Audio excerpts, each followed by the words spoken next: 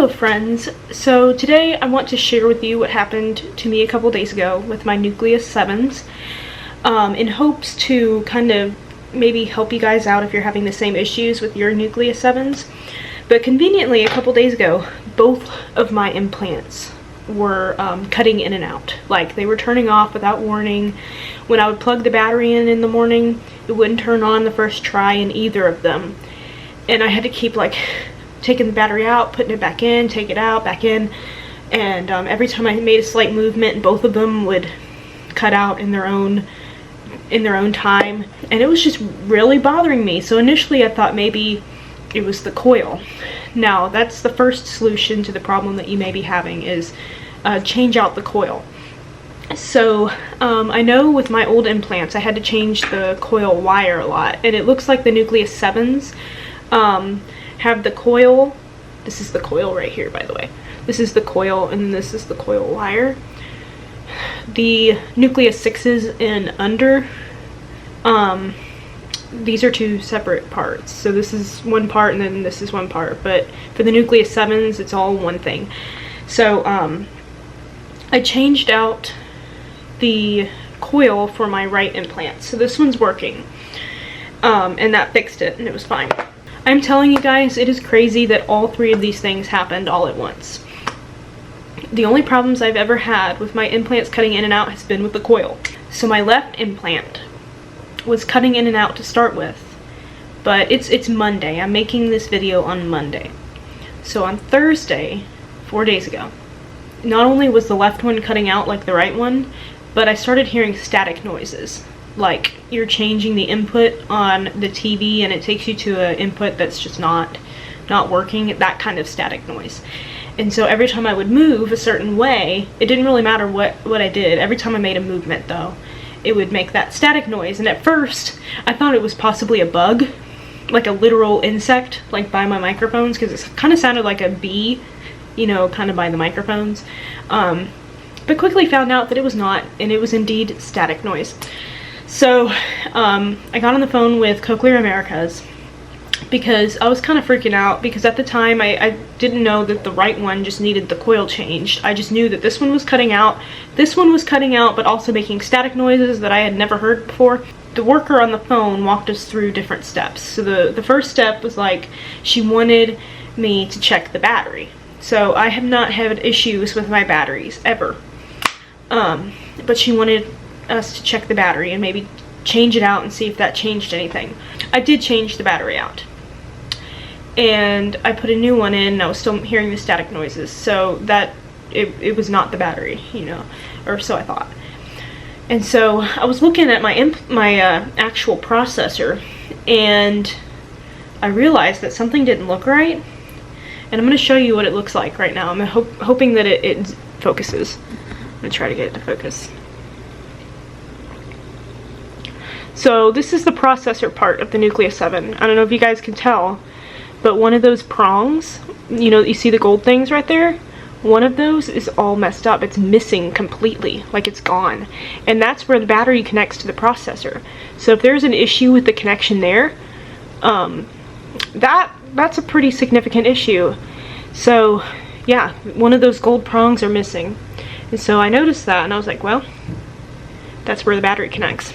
So it probably was affecting the connection here. So if you guys are having issues, you're hearing static on your implants, take the implant off, or take the processor off, and look at the processor itself and make sure that all those prongs are still there, because this is my left processor, and one of those is completely missing. And so that is believed to be the cause of the static noise. So every time I was moving, the battery was moving, and it didn't have that connection to that one little spot. Well, I took a look at one of my batteries, and look at this. So the little greenish spot right there, that's supposed to be gold, like the other two. So that one was rubbed off too. So I think that the battery was faulty, or yeah, it was probably the battery. The battery was faulty, and when I put it on my processor, it must have rubbed up against the processor the wrong way, knocked off the prong off of this, and then erased or knocked off the one on this one. So And then if I tried to put this battery in my right ear, that would also cause a connection disturbance. So I had 3 different things going on that was like messing up my implants. So yeah, this is the actual processor. So I had to get a completely new processor. So we're gonna get a new processor in the mail. I've been living with just one ear. I don't have one on this side.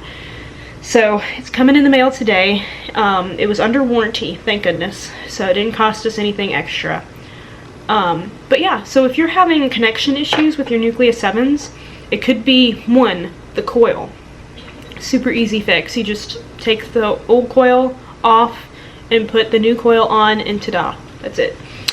It could be a battery issue, so take a look at your batteries. Make sure that those prongs are still there. Make sure they're not loose. Yeah, just check with your battery. You know, sometimes the issues with batteries come from, like, they're just running out of charge. They're getting old, so they might be dying quicker.